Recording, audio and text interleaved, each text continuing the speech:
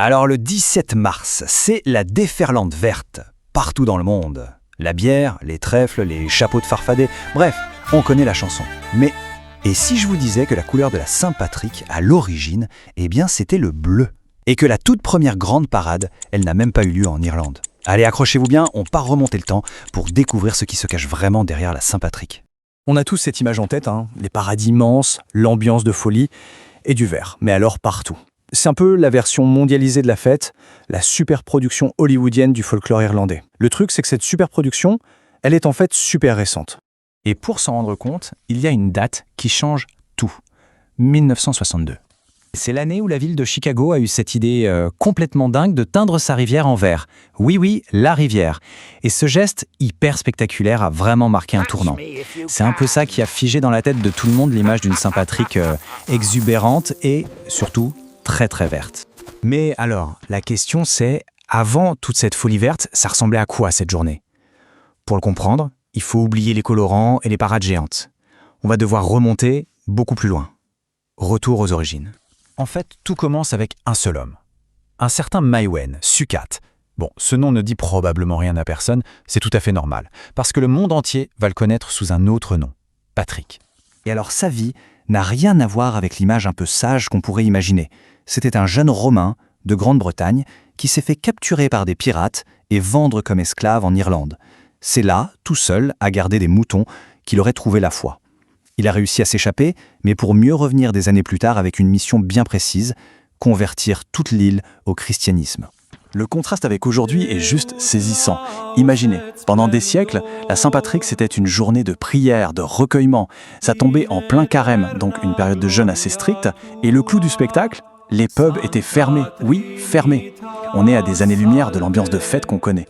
Mais alors, comment un missionnaire du 5e siècle a-t-il pu devenir une superstar mondiale? Eh bien, grâce à un storytelling hyper efficace et à quelques légendes bien trouvées. Et c'est là qu'on voit tout le génie marketing de Patrick. Essayer d'expliquer un concept aussi abstrait que la Sainte Trinité, un dieu en 3 personnes, à des peuples celtes. Pas simple. Sa solution? Il s'est baissé, il a ramassé un trèfle. Et voilà, une seule tige, mais 3 feuilles bien distinctes. C'était simple, c'était visuel, c'était inoubliable. Le trèfle est devenu le logo de sa mission et finalement le logo de toute l'Irlande. Et puis, il y a l'autre grande histoire, la fameuse légende selon laquelle il aurait chassé tous les serpents d'Irlande. C'est une histoire assez spectaculaire, c'est vrai, mais est-ce que ce ne serait pas un peu trop beau pour être vrai? Bon, alerte spoiler. Il n'y a probablement jamais eu de serpents en Irlande. En fait, les serpents de la légende, c'est une métaphore très puissante. Ils représentent les anciennes croyances celtiques, les druides, les rituels païens. Donc, quand on dit qu'il a chassé les serpents, il n'a pas fait une opération de dératisation, il a remplacé une religion par une autre. C'était une conquête spirituelle par zoologique. Ok, donc on a une fête religieuse, des symboles hyper forts, mais toujours pas de parade, pas de bière verte. Alors, comment est-on passé de la prière à la fête géante? Eh bien, le grand tournant, il ne s'est pas du tout passé en Irlande, mais à des milliers de kilomètres de là. L'évolution a été d'une lenteur incroyable. Pendant des siècles, ça reste une fête religieuse assez discrète. Au XVIIe siècle, hop, elle devient officielle. Mais le vrai changement, la parade, ça n'arrive qu'en 1762. Et le plus fou dans tout ça, c'est que le grand festival de Dublin, celui qu'on connaît tous aujourd'hui, il n'existe que depuis 1996. C'est hier ça! 1762. Voilà l'année où tout bascule. Mais la vraie surprise, ce n'est pas tant la date que le lieu. Eh oui, contre toute attente, la première parade de la Saint-Patrick n'a pas eu lieu à Dublin, mais à New York. Ce sont des soldats irlandais engagés dans l'armée britannique qui ont lancé le mouvement. Et pour les millions d'immigrés irlandais qui sont arrivés après, cette parade, c'est devenu un vrai cri de ralliement. Une manière de dire « on est là », de célébrer leurs racines et d'affirmer leur identité dans ce nouveau monde. Et ce phénomène, qui est né loin de l'Irlande, va finir par y revenir en force avant de conquérir le monde entier. Et là, c'est le début de la grande déferlante verte. Le virage est à 180 degrés. C'est total. On passe d'une fête spirituelle à une fête ultra commerciale. Même la couleur a changé. Le bleu, qui était la couleur de Saint-Patrick, a été remplacé par le vert, qui est devenu le symbole de la rébellion irlandaise de 1798. Et le plus ironique dans tout ça? Figurez-vous que jusqu'aux années 70, en Irlande, les pubs étaient obligatoirement fermés par la loi le jour de la Saint-Patrick. Aujourd'hui, ce serait juste impensable. Forcément, cette transformation, elle ne plaît pas à tout le monde. Certains responsables de l'Église, par exemple, parlent de réjouissance outre-alcoolisée.